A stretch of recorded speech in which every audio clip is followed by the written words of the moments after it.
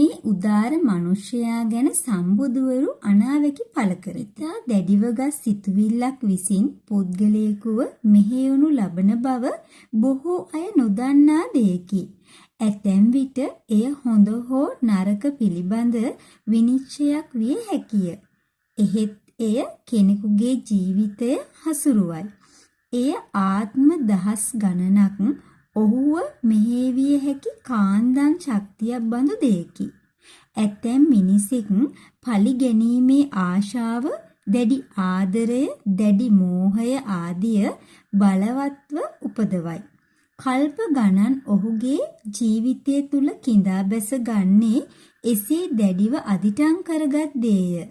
එවන් බිහිසුණු චේතනාවන් විසින් ග්‍රහණය කරගනු ලබන්නේ ඒ ඉපද වූ තැනැත්තාමය.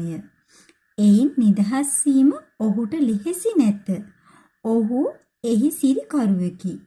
එසේම තවත් අයෙකු තුල මහත් දයානුකම්පාවෙන් යුතුව ජීවිතාවබෝධය ලබනු පිණිස තියුණු චේතනාවක් කිඳා බසී.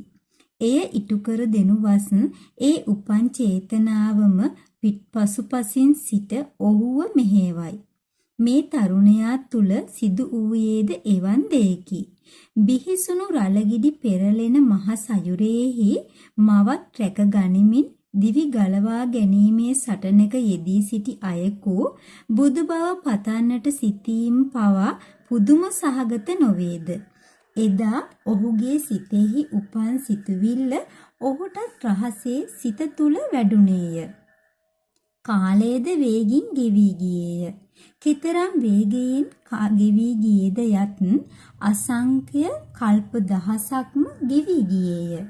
එහෙත් ඔහුගේ සිතෙහි උපන් සිතවිල්ල නැවත නැවතත් අලුත් වෙමින් පවතී. මින් අසංඛේය කල්ප 4කුත් කල්ප ලක්ෂයකට පෙර සාරා මණ්ඩනම් කල්පයක් උදා විය. ඒ කල්පයේදී මොහු නැවතත් ඉන්දියාවේ උපන්නේය. එදා ඔහුගේ නම සුමේදය. අඹදරුවන් තනාගෙන සාමාන්‍ය ගෘහ ජීවිතයක් ගෙවීමේ අදහසක් ඔහු තුල නොතිබුණි. මව්පියන්ගේ ඇවෑමෙන් භාණ්ඩාගාරයේ යතුරු තමන් අතටපත් වූ හේයින් හේ ගබඩාව හැර බැලීය. පරපුණෙන් පරපුරට රැස් කළ මහා ධනස්කන්ධයකි. මෙයට අයිතිවාසිකම් කී සියල්ලන් ඒ දමා ගොස් ඇත්තේය. සාමාන්‍ය මිනිසෙකු නම් තමාට මහා ධනස්කන්ධයක් හිමිවීම ගැන ප්‍රීතියට පත්වෙනු නිසැකය. එහෙත් මොහු සිතුවේ වෙනස් අයුරකිනි. අහෝ, මාගේ පරපුරේ සියල්ලන් ධනය රැස් කළා මිස මිය යන විට කිසිවක් ගෙන ගොස් නැත්තේය. මේ ධනයෙන් මට ඇති ඵලය කිම? මේ සියල්ල දන් දී භව දුකින් නිදහස් වන මඟක් සෙව්ව මනෑයේ දැඩිව අදිටන් කර ගත්තේය. සුමේද තෙමේ ගිහි දිවිය අත්හලේය. හිමවතට ගොස් පැවිදි තවුසෙක් වූයේය. සෝත්සාහෙන්ම ධ්‍යාන අභිඥා උපදවා ගත්තේය. දිනක් හේ රම්ම්‍ය නැමැති නගරයට ඉහළින් අහසින් යමින් සිටියේය. ලුණු ඇඹුල් සොයා පැමිණි විට පිඩුසිඟා යන්නේද ඒ නගරයටය. එදා ඒ නගරයේහි වැසියන් මහත් ඕනෑකමකින් මාවත සරසමින් සිටුණු දුටුවේය. දැක බිමට බැස ඔවුන් සමීපයට ගියේය. පින්වත්නි, තෙපි ඉතා අනගි ලෙස මාවත සකසන්නේහ. කවර කරුණෙක්ද?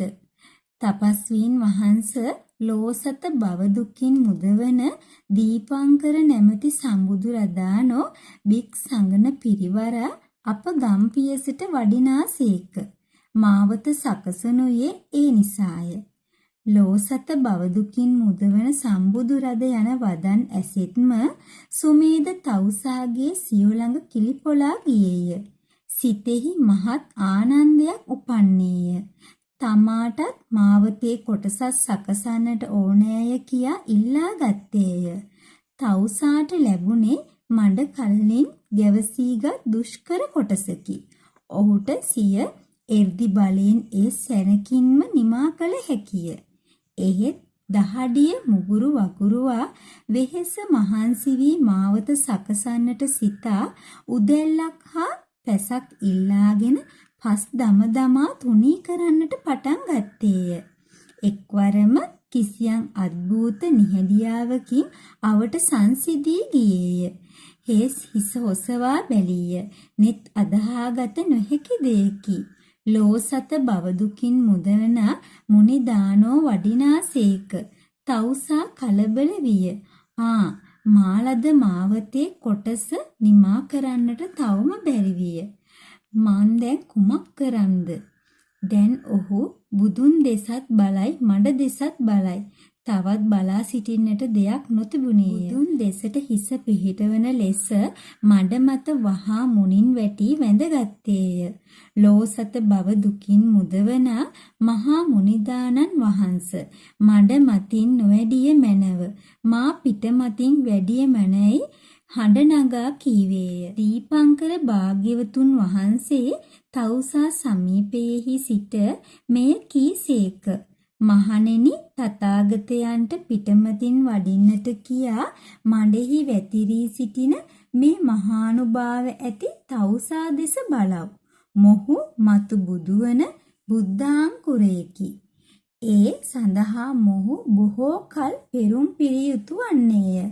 මෙතෙන් පටන් අසංකේය කල්ප 4ක් හා කල්ප ලක්ෂයක් ගිය තැන මහා භද්‍ර නමින් කල්පයක් ඇතිවන්නේය.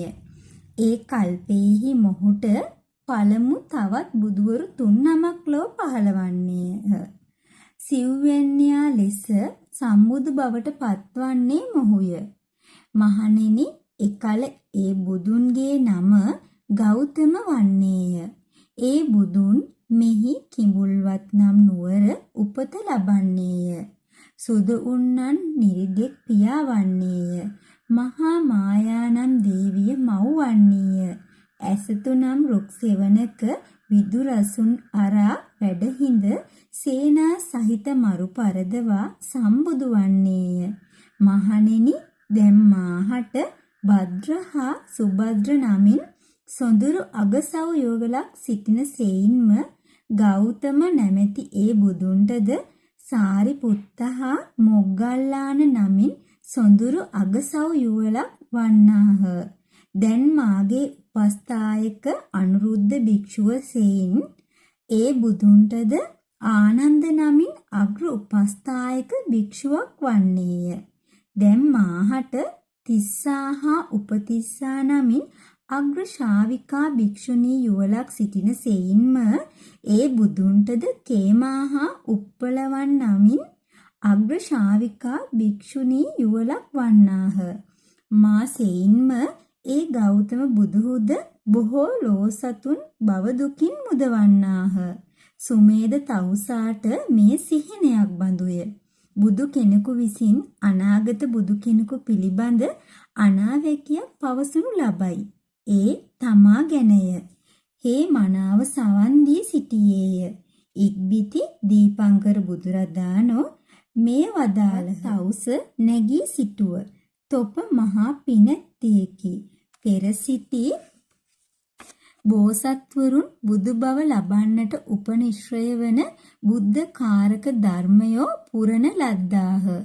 දැන් තෙපිදු බුද්ධ කාරක ධර්මයන් කවරේදැයි විමසව. දීපංකර භාග්‍යවතුන් වහන්සේ මෙසේ අනාවැකි පවසා සිය සව්වන් හා නික්ම වැඩිසේක. තවුස් තෙමේ එහිම පළඟක් බැඳ වාඩි වී නිතුපියා ගත්තේය. මොහු මතු බුදු වන්නේ කියනුවෙන් දීපංකර බුදුන් වදාළ වදන සවන් යුග මත රැව් දෙන්නට පටන් ගත්තේය. සැබවින්ම මා මතු බුදු වන්නේක්ද? මේ කෙසේනම් සිදුවිය හැකිද? බුදුවරු වනාහි කිසිදා බොරු නොකියති. සැබෑ දේ පමණක්ම කියති. අරුණ උදාවත් සමග හිරු නැගීම ස්ථීර දෙයක් සෙයින් බුදුවරුන්ගේ වචනයේද එසේම සිදුවන්නේය. ඉඳින් මම් බුදු වන්නේම් නම් බුද්ධ කාරක ධර්මයෝ මොනවාද කියා මවිසින්ම සොයාගත යුත්තේය.